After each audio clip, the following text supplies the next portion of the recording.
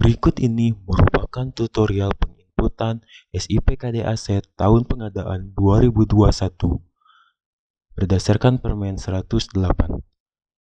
Langkah pertama yaitu masuk ke web browser yang tersedia di laptop dengan mengetikkan alamat 10.2.10.238. Kemudian untuk username dan password disesuaikan dengan username dan password yang sudah dibuat sebelumnya.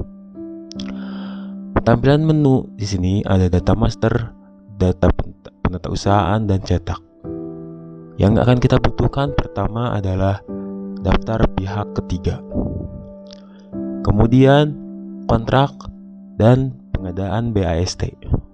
Oke, yang pertama kita diwajibkan untuk memasukkan daftar pihak ketiga atau toko dari si penyedia barang dengan mengetikkan nama pimpinan, nama instansi, kemudian dapat memilih bank untuk melakukan pembayaran sesuai dengan yang tertera, atau apabila tidak menggunakan bank not set dengan nomor rekening dapat di strip atau diisi sesuai dengan nomor rekening perusahaan. Kemudian jenis usaha yaitu CV atau perorangan atau perusahaan lainnya. Setelah itu simpan dan daftar pihak rekanan selesai, kemudian masuk ke menu kontak. Menu kontrak di sini pertama kita diwajibkan untuk memilih tahapan dari pembiayaan, baik dari APBD murni ataupun APBD perubahan. Selanjutnya kita juga harus memilih sesuai dengan kegiatan belanja kita, sesuai dengan yang tertera di LRA atau di keuangan yang sudah diinput sebelumnya. Masukkan nomor kontrak atau juga dapat menggunakan nomor kwitansi atau nomor lain yang dapat diinventarisir oleh SKPD masing-masing. Kemudian pihak ketiga pilih sesuai dengan yang sudah dibuat sebelumnya. Tanggal kontrak merupakan tanggal pengadaan sesuai dengan tanggal kontrak atau tanggal pembelian barang. Dengan uraian silakan disesuaikan dengan kebutuhan atau yang dapat membantu penjelasan. Nah, di sini ada nilai kontrak. Nilai kontrak ini harus diisi berapa pembelian barang tersebut. Di sini saya mencontohkan adalah 10 juta. Nomor kontrak atau nomor kwitansi tersebut pembeliannya 10 juta. Ternyata ketika kita simpan, aplikasi menolak karena pagu DPA yang tersedia hanya 9 juta. Jadi untuk Kecamatan Jatinegara di sini hanya tersedia untuk belanja modal senilai 9 juta rupiah. Oke. Nah, nilai 9 juta ini nantinya dapat dipecah menjadi beberapa pembelian atau beberapa kontrak yang sesuai dengan jumlah pembelian di rekening DPA. Apabila di sini misalkan Kecamatan Jatinegara hanya menggunakan atau melakukan satu kali pembelian, maka dapat mengisi satu kontrak langsung atau satu nomor kontrak. Jadi misalkan satu nomor kontrak ini diisi langsung seluruhnya 9 juta. Jadi biaya belanja modal di bulan Februari itu habis. Jadi jangan melebihi dari 9 juta walaupun hanya 1 rupiah saja. Oke, simpan. Nah, nomor kontak sudah berhasil dibuat. Selanjutnya tahap ketiga yaitu masuk ke menu pengadaan barang atau pengadaan BAST. Oke. Karena ada BAST pengadaan, jadi langsung hanya ada satu kali BAST dengan di dalamnya sudah termasuk BAP. Nah, di sini juga kita memilih tahapan pembiayaan, Perda, APBD, murni atau perubahan sesuai dengan nama kegiatan atau nomor kontrak yang sudah dibuat sebelumnya. Oke, kegiatan juga dipilih sesuai dengan kontrak yang tadi sudah dibuat. Oke, silahkan disesuaikan. Kemudian tambah. Nah, pilih nomor kontrak yang sudah dibuat sebelumnya. Jadi pastikan BAST tersebut sesuai dengan kontrak atau pembelian barang nomor kwitansi atau pembelian kontraknya. Oke. Sesuaikan, tinggal silahkan tanggal BAST sesuai dengan bulan pengadaan atau sesuai dengan BAST yang inventarisir oleh SKPD. Begitu juga dengan tanggal BAP jenis setoran yaitu berupa bukti LS atau BAST-GU. Uraian. Nah, di sana tanggal valid dan validasi belum bisa diaktifkan atau tidak aktif karena belum selesai. Oke, ini udah dua buah button, ada button edit dan button next untuk transaksi selanjutnya. Jadi ada yang harus diisi lagi kalau menemukan dua buah lambang seperti ini. Nah, klik tambah, pilih rekening belanja yang sesuai dengan rekening belanja di era keuangan. Di sini tersedia rekening belanja untuk pengadaan personal komputer. Nilai DPA-nya 9 juta. Oke, silahkan tambah. Nah, di sini sudah memilih rekening, baru sekarang memilih nama aset atau nama barang atau kode barangnya. Nah, terlebih dahulu kita harus memilih dulu kelompok. Tadi kita di rekening belanjanya adalah personal komputer. Maka kita juga harus menyesuaikan dengan kelompok barang di komputer, dan di sana tersedia untuk seluruh aset atau daftar kode barang yang merupakan kelompok komputer atau personal komputer. Nah, kalau kita kesulitan mencari, kita disediakan menu pencarian. Jadi di setiap kolom nama barang di sana ada untuk filter seperti pada Excel. Tinggal kita filter sesuai dengan nama barang yang kita inginkan. Kita cari, misalkan Jatinegara, input berupa printer. Oke, pilih printer personal komputer. Nah, jumlah barang pembelian, kalau misalkan 2, nilai total juga disesuaikan. Berarti kalau misalkan harga satuannya 4.500.000, nilai total menjadi 9 juta. Jadi di sini nilai total bukan nilai satuan. Jadi kalau misalkan nilai total nantinya akan otomatis dibagi rata dengan jumlah barang yang dimasukkan. Oke, Jatinegara memilih 9 juta. Ya, input 9 juta untuk pembelian komputer sebanyak 2 unit. Nah, status entry di sana tertera belum selesai karena ada satu lagi menu yang harus diisi, yaitu spesifikasi barang. Klik untuk selanjutnya. Nah, di sini kita harus mengisi spesifikasi barang yang sesuai atau tertera pada barang tersebut. Misalkan di sini untuk pembelian printer ada 3 tahap. Spesifikasi 1 untuk pemilik, yaitu pemilik, satuan, pemilik tentu saja pemerintah kabupaten atau kota, satuan, unit atau buah, atau ya sesuai dengan barang yang dibeli. Kondisi tentu saja berdasarkan pembelian pasti baik. Warna disesuaikan juga harus sesuai dengan barang yang dibeli.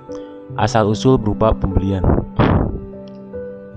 Di spesifikasi 2 ini merupakan identitas barang. Dan misalkan merek tipe wajib diisi. Printer apa yang dibeli, misalkan. Dan selanjutnya diisi disesuaikan. Oke.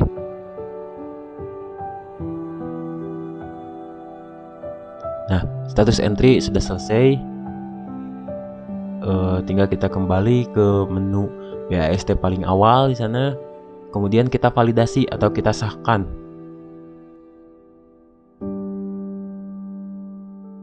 Tanggal validasi harus sesuai dengan tanggal bulan pengadaan. Misalkan ini adalah untuk pengadaan bulan Februari, maka tanggal validasi juga harus ada di bulan Februari dan tidak boleh kurang dari tanggal BAST. Misalkan di sana tanggal BAST tanggal 28, maka tanggal validasi tidak boleh sebelum tanggal 28. Kemudian checklist valid dan simpan. Maka kolom tanggal pengesahan sudah terisi. Ya. Nah, setelah ini biasanya kita barang tersebut harus otomatis masuk ketika setelah pengesahan otomatis masuk ke KIP. Namun di aplikasi ini ada satu lagi tahapan yang harus diselesaikan sebelum barang tersebut masuk ke dalam KIP. Nah, kita juga dapat mengecek posisi barang tersebut sudah masuk atau belum pada menu register transaksi atau register barang klik keep B, saya cari kode barang sesuai dengan kelompok yang tadi kita pilih. Misalkan tadi pilih komputer kelompoknya, kemudian barangnya berupa printer. Ya, dicari berupa printer. Nah, di register barang tersebut belum ada printer untuk tahun pengadaan 2021 karena memang ada satu tahapan lagi yang harus diisi, yaitu penetapan SK pengguna atau kita memberikan barang tersebut di mana. Tapi kalau misalkan si SKPD tersebut stand alone atau tidak mempunyai UPTD, ya otomatis barang tersebut tetap digunakan di dinas tersebut.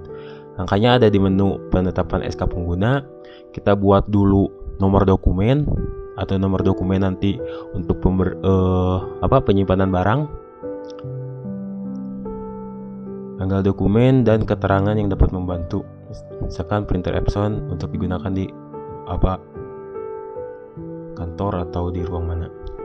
Kemudian satu kali lagi buat nomor dokumen. Nah, kalau di sini nanti SKPD pengguna itu akan menentukan si barang tersebut digunakan di mana. Kalau misalkan mempunyai UPTD, kita dapat memilih di sini ada UPTD mana di bawah dinas atau di bawah SKPD tersebut. Nah, untuk nomor dokumen tadi kita buat yang sesuai dengan nomor dokumen sebelumnya. Begitu juga tanggal dokumen dan keterangan. Nah, di sini juga tanggal validasi belum aktif ya. Nah, status di sana masih diajukan. Kita pilih dulu barang yang tadi sudah diinput di BASD pengadaan. Otomatis ketika seluruh barang yang sudah diinput di BASD pengadaan akan muncul di sini. Oke, tinggal kita tambah. Nah, kalau sudah tambah, status masih diajukan ya. Status barang masih diajukan. Kemudian setelah kita validasi, barang tersebut akan diterima. Nah, setelah status menjadi diterima,